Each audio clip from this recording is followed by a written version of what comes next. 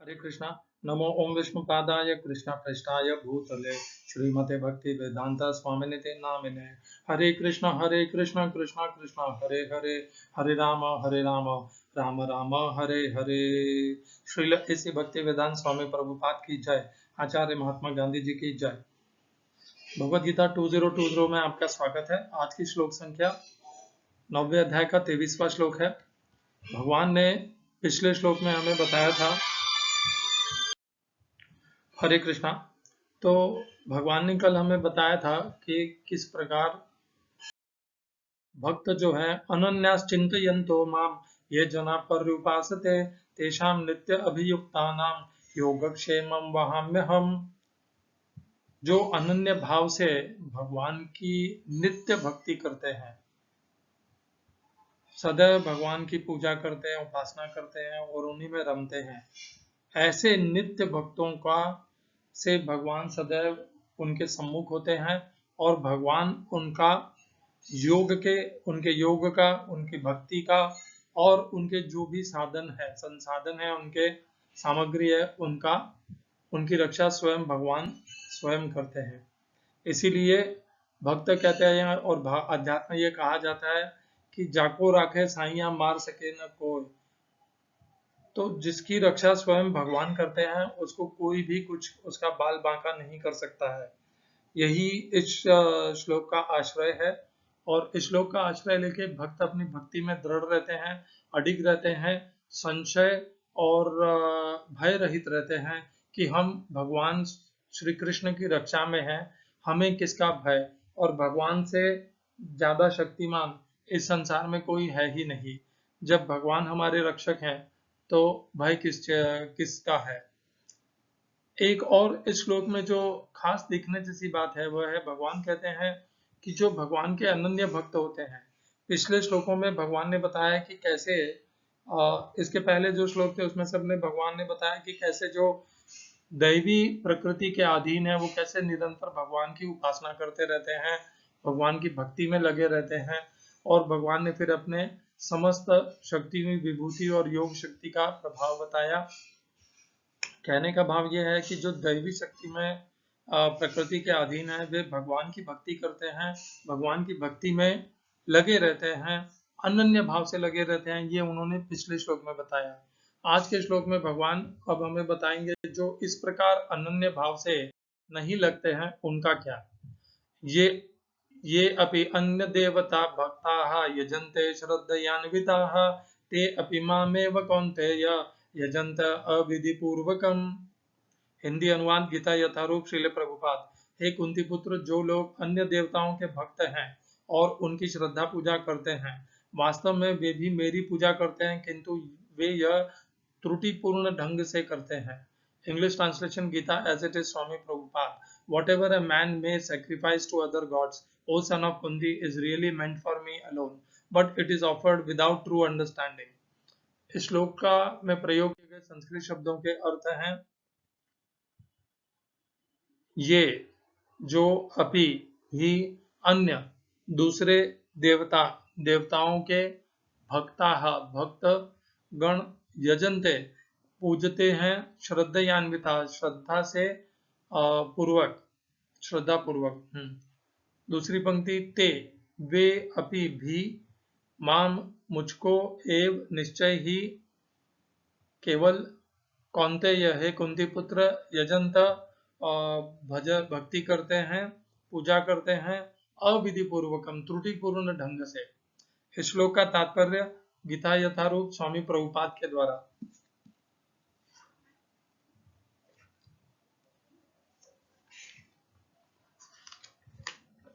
श्री कृष्ण का कथन है, जो लोग अन्य देवताओं की पूजा में लगे होते हैं वे अधिक बुद्धिमान नहीं होते, यद्यपि ऐसी पूजा अप्रत्यक्षतः मेरी ही पूजा है। उदाहरणार्थ, जब कोई मनुष्य वृक्ष की जड़ों में पानी न डालकर उसकी पत्तियों तथा टहनियों में डालता है तो वह ऐसा इसलिए करता है क्योंकि उसे पर्याप्त ज्ञान नहीं होता या वह नियमों का ठीक से पालन नहीं करता। इसी प्रकार शरीर के विभिन्न अंगों की सेवा करने का अर्थ है आमाशय में भोजन की पूर्ति करना। इसी तरह विभिन्न देवता भगवान की सरकार के विभिन्न अधिकारी तथा निर्देशक हैं।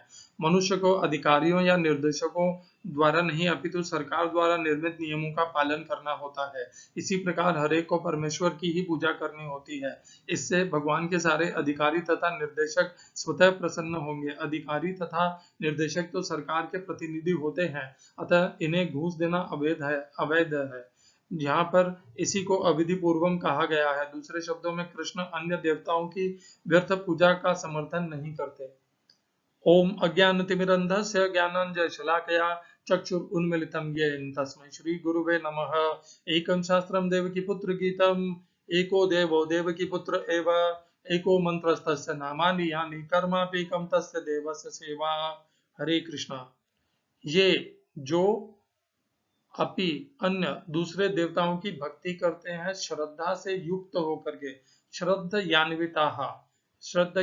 श्रद्धा से पूर्ण होकर के, श्रद्धा से युक्त होकर के, ते वे भी माम एव मेरी ही पूजा करते हैं अविधि पूर्वकम। तो भगवान ने इस श्लोक में बताया कि जो देवताओं के दूसरे जो अन्य भक्त हैं और जो देवताओं की पूजा करते हैं, वे जो पूजा करते हैं वह अविधि पूर्वकम करते हैं। तो निश्चित हमारे लिए यह जानना आवश्यक हो गया कि विधि पूर्वक क्या है, क्योंकि इस श्लोक में अविधि पूर्वकम कहा गया है। तो विधि पूर्वक क्या है वह भी आगे भगवान वर्णन करने वाले हैं। संक्षेप में यहीं पर बता देता हूँ। 9वें अध्याय के 25-26 श्लोक में ये बताने वाले हैं भगवान की किस प्रकार उनकी पूजा।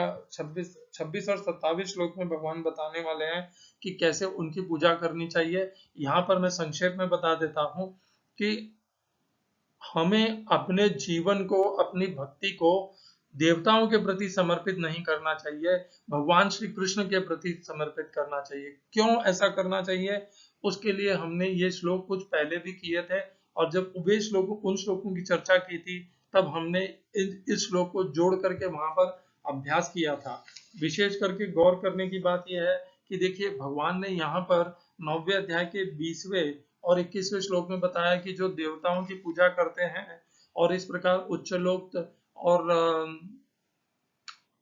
स्वर्गलोक को प्राप्त करते हैं, वे देवताओं के जैसे भोगों को पुण्य के कारण भोगते भी हैं और पुण्यों के क्षीण होने पर पुनः इस धरती लोक मृत्यु लोक पर आ जाते हैं। तो कहने की बात है कि जो देवताओं की, भगवान कहते हैं कि जो भी देवताओं के उपासक हैं उन्हें जो कुछ भी मिलता है वह क्षणभंगुर मिलता है, स्थायी नहीं मिलता है, नित्य नहीं मिलता है, परिवर्तनशील मिलता है। वो आज है कल नहीं रहेगा। तो और फिर भी मनुष्य इतना मूर्ख है कि वह उस अस्थाई के पीछे भी दौड़ता रहता है, जीवन भर प्रयत्न करता है, उसकी इंद्रियां, मन और बुद्धि लालायित रहती हैं कि कैसे वह उस अस्थाई को भोग करके उस क्षण भर के संगोर को, क्षण भर के सुख को प्राप्त कर ले। तो इस प्रकार का यह जो हमारा स्वभाव है, भगवान ने 20-21 श्लोक में बताया था कि हम पुनः लौट करके इस मृत्यु संसार में आ जाते हैं। तो भगवान इसीलिए कह रहे हैं कि जो भी, अब अगर देवताओं के पास जाओगे तो देवताओं के क्षणभंगुर मिलेंगे, क्योंकि देवता इस सर्ग सृष्टि के भीतर है। ब्रह्मा जी द्वारा बनाई गई सर्ग जो सृष्टि है, देवता उसके भीतर हैं, क्योंकि देवता भी ब्रह्मा जी के द्वारा ही बनाए गए हैं। और जो भगवान की जो धाम है और भगवान का सनातन नित्य अविनाशी धाम है, वह ब्रह्मा जी की इस सृष्टि के परे है।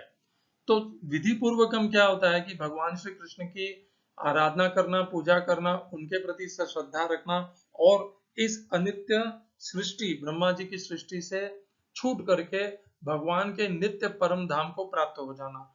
ऐसी इसमें जो भी सहायक होती है, जो मार्ग भावना भक्ति सहायक होती है, जो पूजा विधि सहायक होती है, वह विधि पूर्वकम है।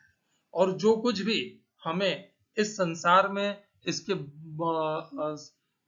भोग, ऐश्वर्य, सुख, प्रीति, सामग्री, पदार्थ, रूप, सौंदर्य, इन सब में बांधती है, वह अविधि पूर्वकम है, क्योंकि हम उसके द्वारा बंद करके हम देवताओं की उपासना में लग जाते हैं, भगवान से हम विमुख हो जाते हैं। तो देखिए भारत में लगभग प्रत्येक मनुष्य जानता है कि भगवत गीता कहने वाले भगवान श्री कृष्ण हैं, और वह यह भी जानता है कि भगवत गीता ही परम ग्रंथ है, और वह यह भी जानता है कि जब भगवत गीता परम ग्रंथ है तो भगवत गीता का कहने वाला भी भगवान श्री कृष्ण, वह भी परम पुरुष है और अर्थात पुरुषोत्तम है। यह पता होने के पश्चात भी कोई साईं बाबा के पीछे दौड़ता है, कोई शनिदेव के पीछे दौड़ता है, कोई महादेव के पीछे दौड़ता है, कोई गणपति जी के पीछे दौड़ता है, कोई काली माता के पीछे दौड़ता है, कोई वैष्णो देवी के पीछे दौड़ता है, कोई वेंकटेश भगवान के पीछे दौड़ता है, कोई तिरुपति बालाजी के पीछे दौड़ता है, और पता नहीं कितने कितने देवी देवताओं के पीछे दौड़ते हैं। क्यों दौड़ते हैं? भगवत गीता में कहीं पर इनका कोई वर्णन नहीं आया है। भगवान ने एक बार भी नहीं कहा कि आपको इन देवी देवताओं का लिए प्रयत्न करना चाहिए, चेष्टा करना चाहिए, उनकी भक्ति करनी चाहिए। भगवान ने तो इसके विपरीत 18वें अध्याय के 66वें श्लोक में कहा, सर्वधर्मान् परित्यज्य मामेकं शरणं व्रज अहं त्वा सर्व पापेभ्यो मोक्षयिष्यामि मा शुचः। सारे धर्मों को त्याग करके केवल एक मेरी शरण में आ जा, मैं तुझे पापों से मुक्त करूंगा, तू मत चिंता कर। तो भगवान तो ये कहते हैं कि तू केवल मेरी शरण में आ जा, परंतु हम भगवान श्री कृष्ण की बात मानेंगे नहीं। हम जाएंगे गणपति जी की शरण में, तिरुपति बालाजी की शरण में, साईं बाबा की शरण में, वैष्णो देवी की शरण में, और अन्य अन्य पता नहीं कितने देवी देवता है, उन सब की शरण में हम जाते रहेंगे और वहां से पाप प्राप्त करके अपने आप को उनको हम मान देंगे, और भगवान श्री कृष्ण को हम, जिसे इंग्लिश में कहते हैं इग्नोर, और हिंदी में जिसे कहते हैं कि हम उनके ऊपर अपना लक्ष्य नहीं करेंगे और उनका दुर्लक्ष्य करेंगे। ये होता है अविधि पूर्वक। इस श्लोक को हम जोड़ेंगे सबसे पहले 4वें अध्याय के 12वें श्लोक से। कांक्षन तक कर्मणाम सिद्धिम यजंत इह देवताः क्षिप्रम हिमानुषे लोके सिद्धिर्भवति कर्मजा। तो सबसे पहले हम देवताओं की भक्ति क्यों करते हैं? क्योंकि इस कर्मलोक का, इस मनुष्य लोक का, इस मृत्यु लोक का एक विधान है। इसमें एक विधान यह है कि जब भी हम देवताओं की वंदना या पूजा करते हैं तो प्रत्युत्तर में देवता भी हमारी कामना की पूर्ति करते हैं। यह चक्र इसी प्रकार चल रहा है। जब हम देवताओं की उपासना करते हैं तो हमारे से लाभ प्राप्त करके, हमारे दिए हुए को प्राप्त करके, यज्ञ के अवशिष्ट को प्राप्त करके देवता प्रगति करते हैं और परस्पर में हमें प्रत्युत्तर में हमारी कामनाओं की पूर्ति करते हैं। इसका वर्णन 3रे अध्याय में भी आया है। मैं 3रे अध्याय के श्लोक पढ़ देता हूँ। तो 3रे अध्याय का 11वां श्लोक है, देवान भावयतानेन ते देवा भावयन्तु वः परस्परम भावयन्तः श्रेय परम अवाप्स्यत। उसी में लिखा है कि जब हम देवताओं की को प्रदान करते हैं, यज्ञ का अवशेष देते हैं, यज्ञ को के फल प्रदान करते हैं, तब देवता भी परस्पर में हमें पोषण करते हैं, हमारी कामनाओं की पूर्ति करते हैं। इस प्रकार मनुष्य और देवता एक दूसरे का परस्पर प्रगति करते हैं और इसीलिए हम देवताओं की उपासना में लग जाते हैं, क्योंकि देवता बाध्य हैं हमारी कामनाओं की पूर्ति करने के लिए, और हमें भक्ति नहीं, हमारी कामनाओं की पूर्ति, उसके प्रति हमारा विशेष लगाव है, प्रीति है, झुकाव है, आसक्ति है। भक्ति के प्रति हमारी आसक्ति है नहीं, इसीलिए हम देवताओं के चक्र में फंस जाते हैं और देवताओं की वंदना पूजा करते हैं, उनके प्रति श्रद्धा रखते हैं। और भगवान ने कहा, क्षिप्रम ही मानुषे लोके सिद्धिर भवति कर्मजा। इस प्रकार देवताओं की सेवा करने से शीघ्रता से इस मनुष्य लोक में कामनाओं की पूर्ति हो जाती है। अब हम इसको जोड़ेंगे 7वें अध्याय के 21 और 22वें श्लोक से। 21वें श्लोक में भगवान कहते हैं, यो यो याम याम तनुम भक्तः श्रद्धयार्चितुम इच्छति तस्य तस्य अचलाम श्रद्धाम तामेव विदधाम्यहम्। भगवान कहते हैं, जो जो जिस जिस देवता की भक्ति से इच्छा करके श्रद्धा से वंदना और पूजना चाहता है, उस देवता में श्रद्धा को मैं अचल रूप से स्थिर करता हूँ, मैं ही वह श्रद्धा उन्हें प्रदान करता हूँ। भगवान कितने दयालु हैं। भगवान तो चाहते हैं कि समस्त मनुष्य उनकी भक्ति करें, उनका यजन पूजन वंदन करें, उनका शरण ग्रहण करें, उनके प्रति श्रद्धालु रहें। यदि कोई भगवान की इस चाह के विपरीत देवताओं के प्रति इस प्रकार की भावना रखता हो तो भगवान उसे प्रताड़ित नहीं करते। भगवान उसकी उस इच्छा को शिरोधार्य करते हैं।